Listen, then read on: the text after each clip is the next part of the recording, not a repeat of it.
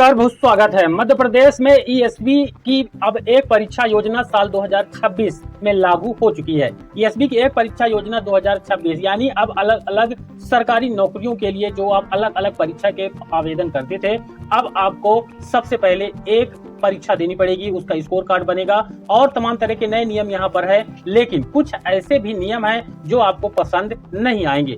सभी नौकरियों के लिए केवल एक परीक्षा से इसके लिए आदेश जारी किया गया है। मध्य प्रदेश में सरकारी नौकरियों को लेकर यह नए नियम 2026 अक्टूबर 2026 से प्रभावशील होने जा रहे हैं। मध्य प्रदेश कर्मचारी चयन मंडल अब एक परीक्षा करा करके उसका स्कोर कार्ड बनाएगा और यह स्कोर कार्ड 2 साल के लिए वैलिड होगा। और भी तमाम तरह के नियम हैं वो आपको जानना चाहिए। और सबसे महत्वपूर्ण नियम यह है कि अगर आपको एक बार सरकारी नौकरी मिल जाती है तो आप एक और बार नौकरी सरकारी कर सकते हैं उसके बाद, यानी 2 बार आप सरकारी नौकरी कर सकते हैं, तीसरी बार आपको सरकारी नौकरी नहीं मिलेगी। तो इसमें हम कंप्लीट आदेश आपको दिखाते हैं। तो ये आपके सामने यहाँ पर देखिए सार्वजनिक सूचना है। ये 21/5/2026 को कर्मचारी चयन मंडल की भर्ती परीक्षाओं के संचालन करने के लिए नवीन प्रारूप नियमों पर जन परामर्श मांगा गया है। तो अपने अपने परामर्श आप दे सकते हैं, नहीं तो ये जो नियम छपे हैं यही मान्य हो जाएंगे।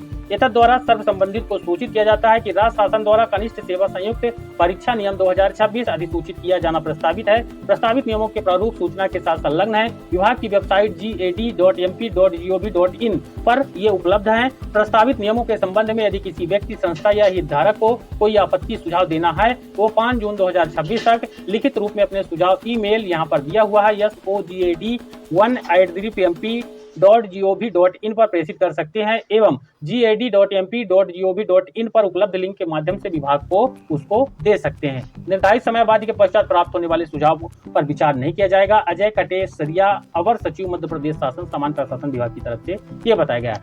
अब इस परीक्षा का जो एक परीक्षा होगी इसका नाम है कनिष्ठ सेवा संयुक्त परीक्षा नियम 2026। ये भारत के संविधान के अनुच्छेद 309 के परंतुक के द्वारा प्रदत्त शक्तियों को प्रयोग में लाकर बनाया जा रहा है। इन नियमों का जो नाम है कनिष्ठ सेवा संयुक्त परीक्षा नियम 2026। ये नियम 1 अक्टूबर 2026 की तिथि से प्रवृत्त हो जाएंगे। मध्य प्रदेश में अभी जो परीक्षाएं हैं वो अलग अलग हैं, लेकिन 1 अक्टूबर 2026 से एक परीक्षा होगी, उसका स्कोर कार्ड बनेगा। बाकी के नियम आगे आपको दिखा देते हैं। तो यहाँ पर देखिए पूरा नियम बताया हुआ है। जैसे कि ये नियम राज्य शासन के सभी विभागों के लिए प्रभावशील किए गए हैं। शासकीय विभाग और विभागाध्यक्ष कार्यालय से संबंधित सभी पद को भरने हेतु परीक्षा आयोजन का कार्य मंडल द्वारा नियत किए गए मापदंड के अनुसार किया जाएगा। मध्य प्रदेश लोक सेवा आयोग के द्वारा भरे जाने वाले पद यानी एमपीपीएससी के जो पद हैं उनको छोड़ करके सभी विभागों को ऐसे भर्ती उनके स्वयं के स्तर पर या किसी अन्य अभिकरण के माध्यम से कराया जाना प्रतिबंधित रहेगा। यानी यहीं से यहाँ पर आपको जो पद है वो भरना पड़ेगा। फिर कतिपय पदों के संबंध में सामान्य प्रशासन विभाग की विशेष अनुमति प्राप्त करने के उपरांत विभाग उनके स्वयं के स्तर पर या किसी अन्य अभिकरण के माध्यम से पदों को भरने के संबंध में निर्णय ले सकेंगे।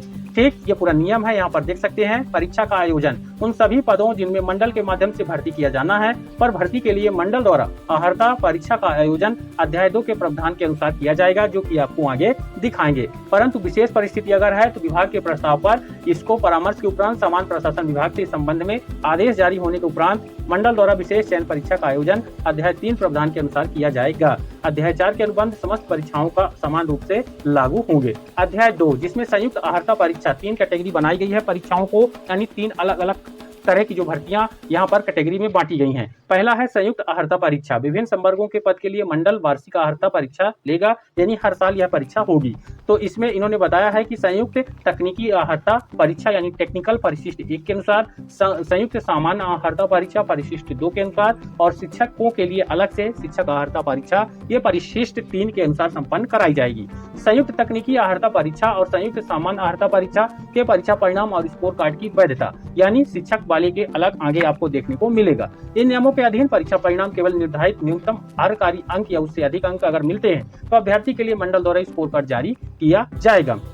मंडल द्वारा सभी अंक परसेंटेल के रूप में जारी किए जाएंगे, यानी रियल नंबर नहीं रहेंगे, उनके जो परसेंटाइल बनते हैं जिसके आधार पर सिलेक्शन होता है उसको जारी किया जाएगा। संयुक्त तकनीकी अर्हता परीक्षा और संयुक्त सामान्य अर्हता परीक्षा के संदर्भ में स्कोर कार्ड परिणाम जारी होने के दिनांक से 2 कैलेंडर वर्ष यानी 2 साल के बाद की 31 दिसंबर 2000 जो भी साल रहेगा तक वैध होगा। अभ्यर्थी पात्रता अनुसार प्रत्येक वर्ष की अर्हता परीक्षा में सम्मिलित हो पाएंगे। उदाहरण के लिए अगर कैलेंडर वर्ष स्कोर कार्ड 2026 का 10 जुलाई को जारी होता है तो वह स्कोर कार्ड 10/7/2026 से 31/12/2028 तक वैध होगा। यानी कि ये जो रहेगा दिसंबर तक वैलिड होगा, 2 साल के लिए यहाँ पर वैलिड होगा। शिक्षकों के लिए अर्हता परीक्षा के परीक्षा परिणाम और स्कोर कार्ड की वैधता, यानी इनका अलग से बनेगा। शिक्षक अर्हता परीक्षा की परीक्षा परिणाम शिक्षकों की अर्हता निर्धारण हेतु आजीवन वैध होगी, यानी इनका जो स्कोर कार्ड है परीक्षा देने के बाद बनेगा और वो अनलिमिटेड वैध रहेगा। शिक्षकों के शासकीय सेवा में चयन के लिए शिक्षक अर्हता परीक्षा की स्कोर कार्ड की वैधता 6(3) के अनुसार यहाँ पर रहेगी।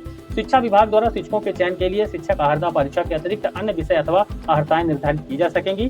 फिर यहाँ पर स्पष्टीकरण में देखिएगा जो कि इम्पोर्टेंट है, यदि कोई व्यक्ति एक बार शिक्षक अर्हता परीक्षा उत्तीर्ण करता है तो वह शिक्षक के रूप में कार्य करने के लिए और गैर शासकीय नियोजन के लिए आजीवन अर्ह होगा, यानी जो होगा मान्य होगा। परंतु शासकीय सेवा में शिक्षक के रूप में नियोजन के लिए उसका स्कोर कार्ड नियम 6(3) के अनुसार ही वैध होगा। फिर नियुक्ति पोर्टल के अनुसार नियुक्ति संबंधी संपूर्ण प्रक्रिया के क्रियान्वयन के लिए मंडल द्वारा नियुक्ति पोर्टल का संचालन किया जाएगा, यानी इसके लिए नियुक्ति के लिए अलग से पोर्टल मंडल ही बनाएगा या फिर जो पहले से बना हुआ है उसी में ये अलग से ऑप्शन ऐड कर देंगे। समस्त विभाग रिक्त पदों को नियुक्ति पोर्टल के माध्यम से प्रदर्शित करेगा और नियुक्ति की कार्यवाही भी करेगा। फिर इसके बाद नियुक्ति पोर्टल पर रिक्त पदों का प्रकाशन करेगा, भरे जाने पद वगैरह ये पूरी जानकारी यहाँ पर रहेगा।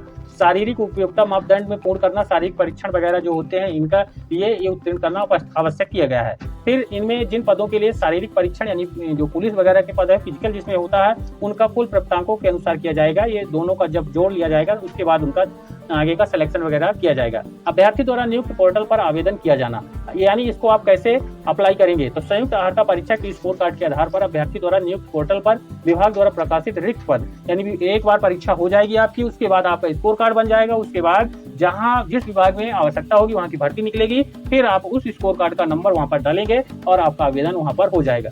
स्कोर कार्ड के साथ किए गए आवेदन के आधार पर नियुक्त पोर्टल के माध्यम से पदवार, विभागवार, आरक्षणवार चयन सूची जारी की जाएगी। यहाँ पर देखिए अगर कोई व्यक्ति है जिसके पास 2026 का स्कोर कार्ड है 21/12/28 तक वैध रहेगा, पुनः 2027 में नवीन स्कोर कार्ड अगर वह परीक्षा फिर से देता है तो फिर से बनेगा। वह 2028 में विज्ञापित किसी पद के लिए आवेदन करता है। जब एक से अधिक स्कोर कार्ड वैध होते हैं तो उपलब्ध स्कोर कार्ड में से सर्वप्रथम सर्वश्रेष्ठ स्कोर कार्ड के आधार पर आवेदन कर सकेगा, यानी जितना ज्यादा नंबर जिसमें होगा वो वाला वैलिड होगा। परीक्षा के स्कोर कार्ड के आधार पर केवल वही अभ्यर्थी आवेदन कर पाएगा जो विभाग द्वारा भर्ती के नियम वगैरह जो योग्यता है वो पूरी करता हो। ये तमाम तरह के नियम है और यहाँ पर देखिए रिक्तियों के प्रकाशन के लिए 30 दिन का समय भी रखा हुआ है। ये पूरा यहाँ पर देखिए इनका सिलेक्शन कैसे होगा तो नियुक्त पोर्टल पर मेरिट के आधार पर आरक्षण वर्गवार सूची वगैरह, यानी सिस्टम बाकी का सिस्टम लगभग वही रहेगा जो अभी सिलेक्शन का प्रोसीजर है। अंतर यहाँ पर सबसे जो इम्पोर्टेंट है वो इन्होंने परीक्षा एक कर दिया अलग से और दूसरे के लिए आवेदन यानी परीक्षा नहीं होना पड़ेगा। कुछ परीक्षाएं हैं जिसमें विशेष चयन होता है, जैसे मध्य प्रदेश में शिक्षक बनने के लिए 2 परीक्षाएं होती हैं। तो चयन परीक्षा के लिए इन्होंने 4(1) के परंतु के अनुसार सामान्य प्रशासन विभाग के आदेश और मंडल द्वारा विशेष चयन परीक्षा के आयोजन के लिए यहाँ पर नियम बताया है।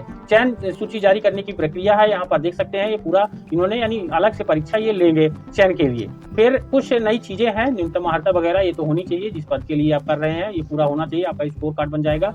आरकारी अंक, ये न्यूनतम आरक्षण, परीक्षा शुल्क के लिए जो कि आपको जानना, परीक्षा शुल्क का भी निश्चय मंडल द्वारा किया जाएगा, यानी मंडल तय करेगा। यदि मंडल द्वारा विलंब से परीक्षा आवेदन भरने का अवसर दिया जाता है तो ऐसी स्थिति मंडल को परीक्षा हेतु विलंब शुल्क भी यहाँ पर लेने का अधिकार होगा। ये पूरा जांच वगैरह के लिए है, ये पूरा नियुक्ति के अधिकार का है, ये पूरा स्पष्टीकरण है। यदि किसी वर्ष की परीक्षा के आधार पर शासकीय सेवा शासकीय उपक्रम सहित में नियुक्त होकर पदभार ग्रहण कर चुका है तो नियमित शासकीय सेवा में रहते अधिकतम एक बार उसकी नियुक्ति किसी अन्य पद पर की जा पाएगी। दूसरी नियुक्ति के उपरांत वह मंडल की परीक्षा के आधार पर किसी भी सेवा अथवा पद के लिए यहाँ पर देख सकते हैं अपात्र हो जाएगा, अनर्ह हो जाएगा।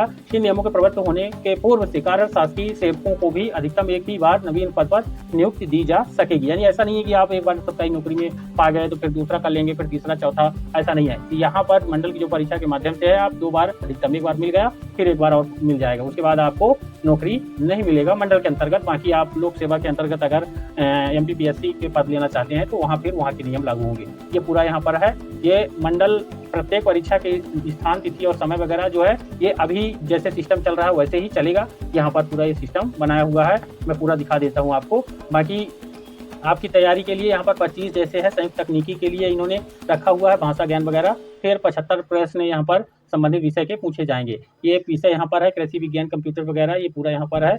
और अगर संयुक्त सामान्य अर्हता के लिए है, ये इनका 100 नंबर का यहाँ पर होगा। ये 10वीं स्तर, भले ही 10वीं स्तर रहता है इनका हाई लेवल का है, ये आप भी जानते हैं अगर आपने परीक्षा दिया है। 25-25 क्वेश्चन यहाँ पर इन्होंने रखे हैं, 100 क्वेश्चन रहेंगे 4 यहाँ पर टॉपिक से। शिक्षक बनने के लिए शिक्षक अर्हता में प्राथमिक शिक्षक के लिए अलग, माध्यमिक के लिए अलग, उच्च माध्यमिक के लिए अलग और आवश्यकता अनुसार अन्य परीक्षा जो यहाँ पर जरूरी होगा। तो कुछ इस तरह से क्राइटेरिया इन्होंने बनाया है। इस पर अगर आपको डाउट है तो कमेंट करिएगा, हम उसके लिए नया वीडियो बनाएंगे। वीडियो को लाइक और शेयर करके हमारे चैनल पर अगले वीडियो को पाने के लिए सब्सक्राइब जरूर कर लीजिएगा। धन्यवाद।